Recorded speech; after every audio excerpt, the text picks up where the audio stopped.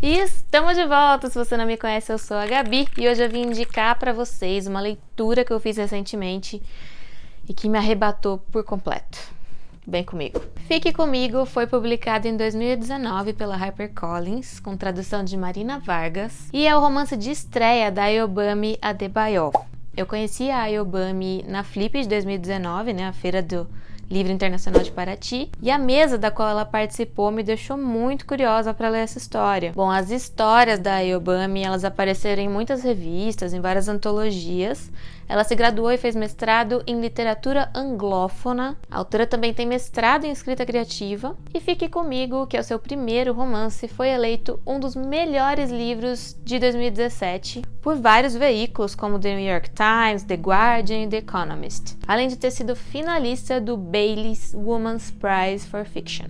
Bom, esse romance vai contar a história da Yezde e do Akin. Eles se apaixonaram na universidade e logo se casaram. E apesar da família do Akin e da sociedade como um todo esperar que ele tivesse várias esposas, algo que é comum na cultura deles, ele e a Yezde sempre concordaram que o marido não seria poligâmico. No entanto, após 4 anos de casamento e de se consultar com vários médicos especialistas em fertilidade e curandeiros, a Yezde não consegue engravidar. Logo nos primeiros capítulos surge a bomba. O Akin acaba cedendo à pressão da família dele e surpreende a Yezde com uma segunda esposa. Ela vai se sentir super traída, é claro, e aqui vai começar a jornada desesperada dessa mulher, que é forte, independente, mas vai aos poucos se tornando refém dessa situação. Mesmo quando finalmente ela vai conseguir engravidar, mas a um custo muito alto. Parece uma história simples contando assim, né? Pra mim foi até difícil conseguir explicar como que essa história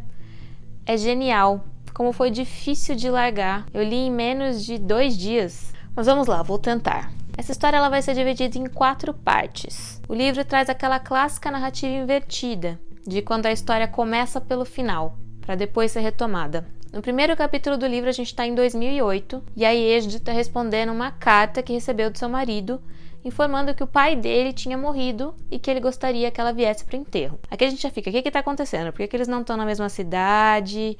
Por que eles... Enfim, né? As palavras dela aqui são muito duras e cheias de mágoa e a gente fica desesperado para saber o que aconteceu com essas 2 pessoas. E aí que nós voltamos no tempo para o ano de 1985 e para o início desse relacionamento que começou como um conto de fadas. Uma das coisas que a gente analisa no enredo, é a verossimilhança. A verossimilhança não é nada mais do que a relação de causa e consequência de uma história, e essa história ela é muito amarradinha. O efeito dominó de fatos e eventos que vão acontecer, ele se dá sem deixar nenhuma ponta solta. Isso é feito tão, mas tão bem pela Ayobami, que a gente consegue pontuar um único fato que, se não tivesse acontecido, simplesmente nada teria acontecido na história. Então essa cadeia de eventos é muito bem organizada. Bom, agora analisando os personagens. Os protagonistas aqui são, obviamente, a Yezde e o Akin, que são chamadas personagens redondas, as personagens complexas. Mesmo quando eles fazem alguma coisa de errado, é difícil ter raiva deles, porque todas essas nuances das personalidades deles, das características psicológicas, ideológicas, enfim, são tão bem desenvolvidas que a gente não consegue, pontuar ninguém como um vilão, sabe? A gente começa o livro achando que a Yezde é uma vítima e que o Akin é um vilão, mas a gente termina a história com um gosto meio agridoce na boca, com um misto de amor e ódio por ambos, que é o que vai tornar essa história tão fora da curva. Também por isso, nessa minha análise dessa obra, eu tenho dificuldade em decidir quem seria o antagonista dessa história, Já que não tem um personagem agindo contra o outro. E esse antagonista, ele se personifica em vários personagens secundários e terciários diferentes. Então eu cheguei à conclusão de que o grande antagonista dessa história é a sociedade como um todo e as suas imposições, as suas pressões sobre esse casal. As famílias de ambos reproduzem uma sociedade que culpabiliza a mulher por não conseguir engravidar, que não aceita que o homem demonstre qualquer tipo de fraqueza, e é aí que a Ayobami vai denunciar várias questões de machismo e de masculinidade tóxica, coisas que ela faz com muita sutileza, sabe? Não é uma coisa direta, mas uma coisa que fica ali nas entrelinhas. Apesar da maior parte da história se passar nos anos 80 e do tempo da história ser psicológico e não cronológico,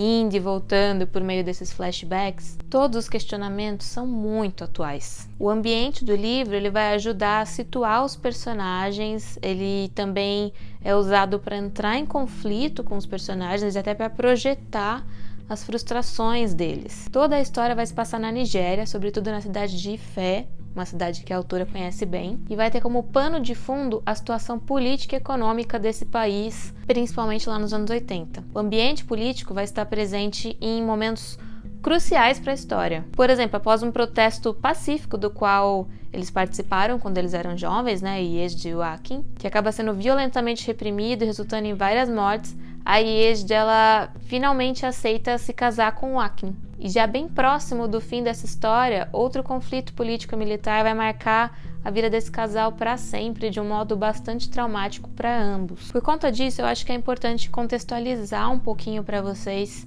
esse cenário, porque eu acho que pode enriquecer a sua experiência de leitura e eu gostaria de ter pesquisado essas informações antes de começar essa leitura. Bom, os anos 80 na Nigéria foram marcados por muita instabilidade política, uma sucessão de golpes militares e a ascensão de grupos terroristas. Entre 66 e 99, o exército manteve o poder de forma praticamente ininterrupta, apesar de um breve retorno à democracia ali em 1979, que durou até 1983. Os golpes militares e o governo militar se tornaram uma característica aparentemente permanente na política nigeriana. E por que isso aconteceu? As rivalidades regionais, responsáveis em grande parte por essa sucessão de golpes de Estado, foram resultado do colonialismo, como também aconteceu em diversos países africanos. Esse colonialismo criou um Estado artificial que engloba vários grupos étnicos muito distintos entre si. E esses grupos eram representados por partidos regionais, o que garantia que nenhuma dessas partes poderia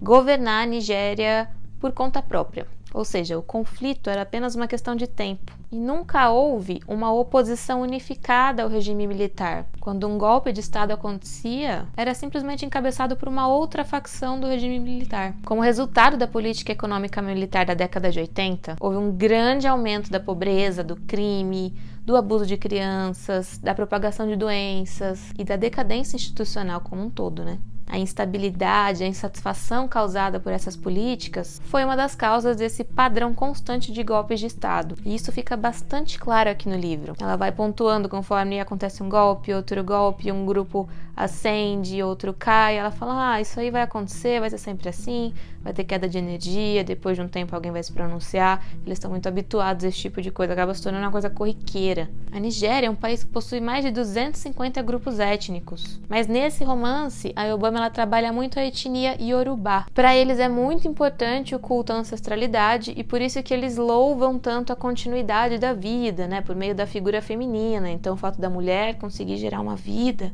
é algo praticamente sagrado para eles. É muito importante para eles que a mulher engravide, perpetue a vida e tudo mais. Eles acreditam que o papel da mulher é dar um herdeiro a seu marido e caso ela não seja capaz disso, ela deve permitir que ele tenha outra esposa que assim o faça.